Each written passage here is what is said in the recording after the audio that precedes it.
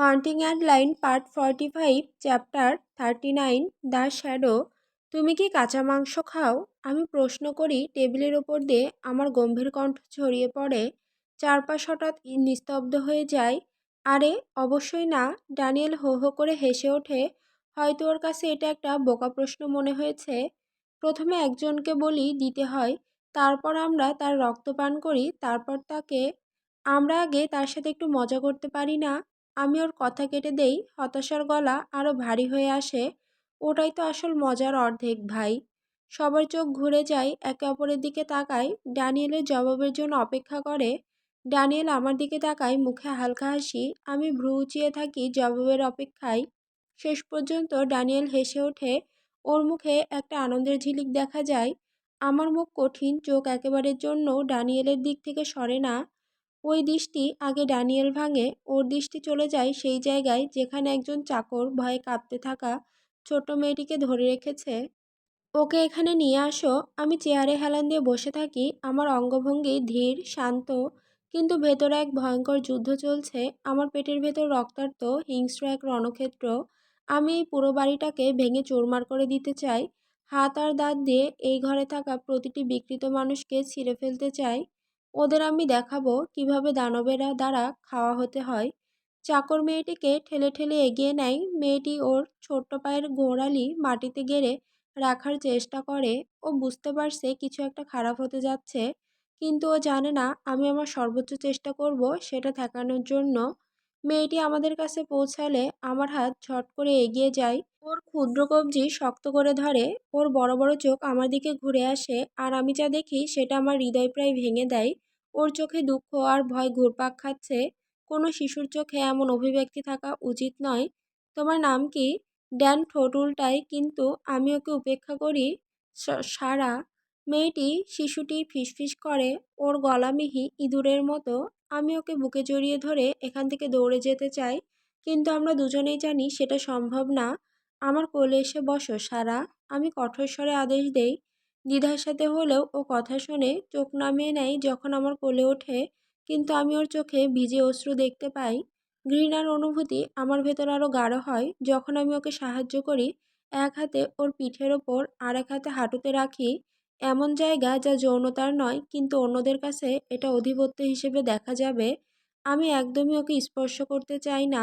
ও ভাবছে এটা শিকারীর মতো কিছু, কিন্তু ওকে আমার কাছে রাখা সবচেয়ে নিরাপদ। যখন এখানে থাকা বড়রা ওকে তাদের পরবর্তী খাবার হিসেবে দেখছে। শাব্দিক অর্থেই আমি মুখে শিকারীর হাসি ফুটিয়ে তুলি। ওর কানের কাছে নেমে গিয়ে খুব নরমে ফিসফিস করি, যাতে কেবল ওই শুনতে পাই। তুমি আমার সাথে নিরাপদ আছো, চুপ করে থাকো। ড্যান এই দৃশ্য সতর্ক দৃষ্টিতে পর্যবেক্ষণ করে। ওর চোখে অস্বস্তির ছাপ। ওর অবস্থান থেকে ও আমার ঠোঁটের নড়াচড়া পড়তে পারবে না। আর ড্যান এমন মানুষ নয় যে নিজের সামনেই অন্য কারো গোপন কথা বলা পছন্দ করবে। সারা বুদ্ধিমান, ও কোনো প্রতিক্রিয়া দেখায় না, না মাথা নাড়ে, না কথা বলে। ওর হাতের মুঠোর দিকে তাকিয়ে থাকে। দেহ কাঁপে, যেন শীতের ঝড়ে আটকে আছে। আমি ড্যানের দিকে তাকাই। আমাকে কি এখানে সবার সামনে করতে হবে, নাকি ওকে অন্য কোথাও নিয়ে গিয়ে উপভোগ করতে পারি? আমি মেয়েটির দিকে প্রত্যাশার দৃষ্টি দেই। ড্যান ভাববে আমি ওকে কষ্ট দেওয়ার জন্য অপেক্ষা করছি, কিন্তু বাস্তবে আমি কল্পনা করছি ছোট্ট সারাকে রুবি নিয়ে যাচ্ছে, আর আমি ড্যানের মাথাকে ছুরি দিয়ে আলাদা করছি। ড্যানের মুখে হাসি ফুটে ওঠে, চোখে স্বস্তি ফিরে আসে। আমি অসাধারণ অভিনেতা না হলে এই পেশায় টিকে থাকতে পারতাম না। আমরা দেখতে চাই, ডান মসৃণ গলায় বলে। চেয়ারে হেলান দিয়ে বসে। এক হাত টেবিলের নিচে চলে যায়। ও কি করছে দেখতে পাচ্ছি না, কিন্তু জানার দরকারও নেই। ও নিজের শরীরে হাত দিচ্ছে। তাকে মারতে আমার খুব মজা হবে। দয়া করে আমাকে বাড়ি নিয়ে যান। সারা ফুঁপিয়ে ওঠে, অশ্রু গড়িয়ে পড়ে ওর গাল বেয়ে। আমি ওর চোখের পানি মুছি, মনে মনে প্রশংসা করি ওর পিছিয়ে আসার জন্য, যদিও এতে আমার ভেতর জ্বলতে থাকা আগুন আরও বেড়ে যায়। কেঁদো না সোনা, আমি মিষ্টি গলায় বলি। ও আরও জোরে কাঁদতে শুরু করে, আর আমার হৃদয় ক্রোধে ফেটে যায়। ড্যান ওর ঠোঁট চেটে নেয়, হাত বাড়িয়ে কি করতে যাচ্ছে জানি না। আমি সাথে সাথে ওর হাত চেপে ধরি, এমন কঠোরতাই যে ওর সঙ্গে সঙ্গে থেমে যায়। আমি ভাগ করি না, আমি গর্জন করি। ভেতরের কিছু রাগ বের করে দেই। ডান হাত সরিয়ে নেয়, স্যারেন্ডারের ভঙ্গিতে হাত তোলে। দখলদার। ও হেসে ওঠে, অন্যদের দিকে তাকায়। ওর চোখে লজ্জার ছাপ দেখা যায়, যা দ্রুত মিলিয়ে যায় এটা হয়তো আমাকে বিপদে ফেলতে পারে। ড্যান সেই মানুষ নয় যে প্রকাশ্যে অপমান সহজে মেনে নিবে। তবে আমি মোটেও চিন্তিত নই। যেমন হোক ওকে খুব শীঘ্রই মেরে ফেলা হবে। ডান চোখ টেবিলের ওপর দিয়ে ঘুরিয়ে নেওয়ার সময় আমি গোপনে ঘড়ির বোতাম চাপি হাত টেবিলের নিচে রাখি। ওর চোখ আবার আমার দিকে ফেরার আগে আমি হাত আগের জায়গায় ফিরিয়ে নিই। চলো শুরু করো ভাই, ডান বলে। শেষের শব্দে চ্যালেঞ্জের সুর রেখে আমি একটা হিংস্র হাসি দেই। কোনো কিছু লুকাই না। ওর চোখে আগুন জ্বলে ওঠে, ভাবছে ও জীবনের সেরা দৃশ্য দেখতে যাচ্ছে। তার আগে হঠাৎ দরজায় জোরে ধাক্কা লাগে। দুজনেরই দৃষ্টি ওদিকে ঘুরে যায়। মৃদু অচানা কণ্ঠস্বর শোনা যায়। ড্যান বিভ্রান্তিতে কপাল কুঁচকে ফেলে। কে সেই সাহসী হারামি? ও বিড়বিড় করে ওঠে। ওর দামি দরজা কেউ ভেঙে ফেলতে আশায় হতবাক হয়। হতভম্ব ফিসফাস শুরু হয় চারপাশে। অতিথিরা ভয়ে একে অপরের দিকে তাকায়। ড্যানিয়েল, আমি কড়া স্বরে বলি ওর মনোযোগ কাটতে। আমার আর বেশি দেরি পছন্দ না। হ্যাঁ হ্যাঁ, আমি দ্রুত ব্যবস্থা করছি। ও বলে, নিজের বিব্রত মুখ লুকানোর চেষ্টা করে। আর একটি বিকট শব্দে ঘর কেঁপে ওঠে, আতঙ্ক ছড়িয়ে পড়ে। কেউ কেউ চিৎকার করে উঠে দাঁড়ায়, এফবিআই, এখনই মাটিতে শুয়ে পড়ুন। সাথে সাথে সব অতিথি উঠে দাঁড়ায়, আমিও। আমি সাবধানে সারাকে নিচে নামিয়ে রাখি, কিন্তু ওর হাত শক্ত করে ধরে রাখি। যখন ঘর জুড়ে হাহাকার আর চিৎকার ছড়িয়ে পড়ে, ডাইনিং রুমের দরজা ভেঙে পড়ে, আরও চিৎকার ওঠে। এফবিআই এজেন্টরা অস্ত্র ত্যাগ করে ভেতরে ঢুকে সবাইকে মাটিতে শুয়ে পড়ার নির্দেশ দেয়। চল, আমি মেয়েটিকে ফিসফিস করে বলি, রান্নাঘরের দরজার দিকে নিয়ে যেতে চেষ্টা করি। সারা চিৎকার করে উঠতে গিয়ে একজন এজেন্টের দিকে হাত বাড়ায়। ওর ভিতরে লুকিয়ে থাকা আগুন বেরিয়ে আসে। আমি ওর উপর ভীষণ গর্বিত হই। আমি ওকে কোলে তুলে নেই, ওর কানের কাছে ফিসফিস করি, ওরা সবাই আমার লোক। আমি তোমাকে তোমার বাসায় ফিরিয়ে নিয়ে যাব, কিন্তু আমাকে বিশ্বাস করে চুপচাপ থাকতে হবে।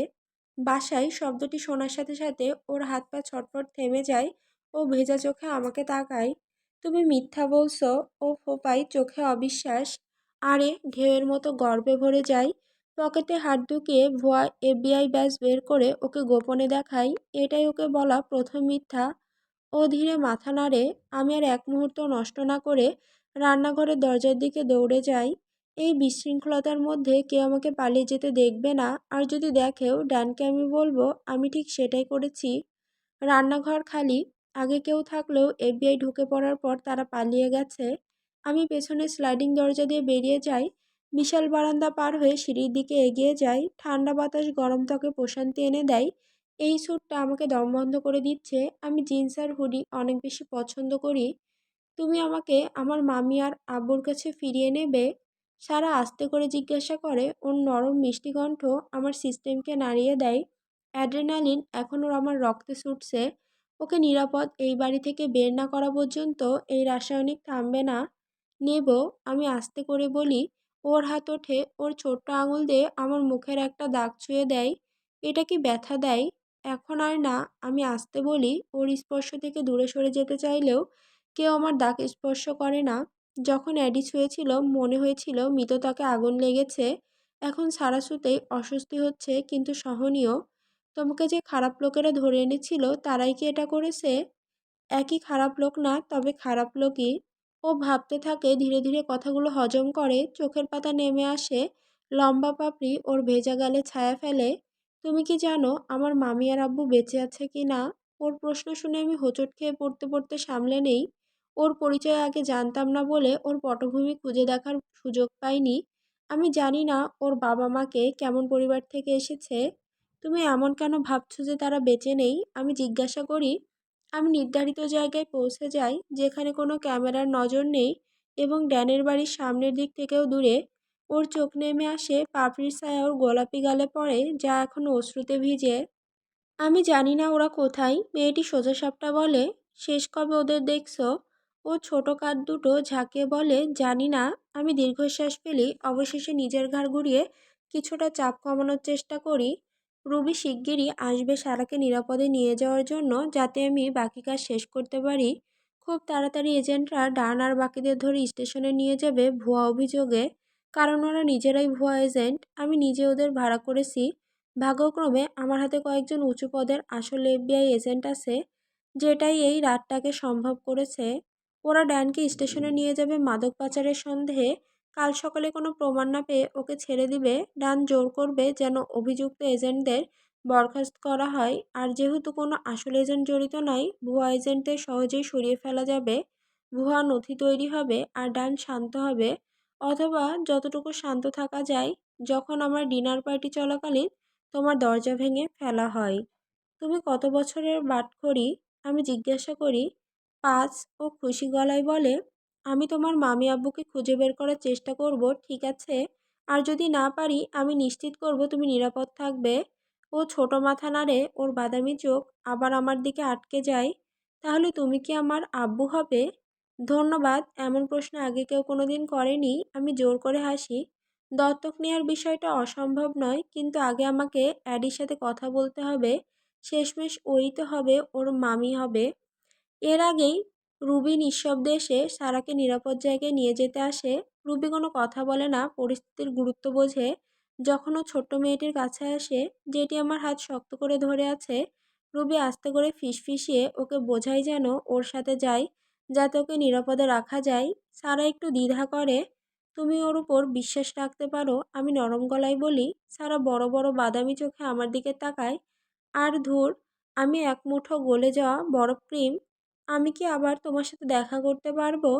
গিলতে গিলতে আমি মাথা নাড়ি, কোনো কথা বের করতে পারি না। তবু সারা সন্তুষ্ট হয় এবং রবির হাত ধরে রাতে হারিয়ে যায়। ওরা অন্য একটি বাড়ির কোণ ঘুরে যাওয়ার আগ মুহূর্তে সারা একবার ঘাড় ঘুরিয়ে আমার দিকে শেষবারের মতো তাকায়। আমি শেষ। ঠিক তখনই এক এফবিআই এজেন্ট পেছন থেকে এসে আমার বাহু ধরে টেনে ধরে। ভাবছিলে গা ঢাকা দিবে? আমি হালকা হেসে উঠি, যদিও আমার দুটো হাত পেছনে মুচড়ে ধরে হাতকড়া পরিয়ে দেয়।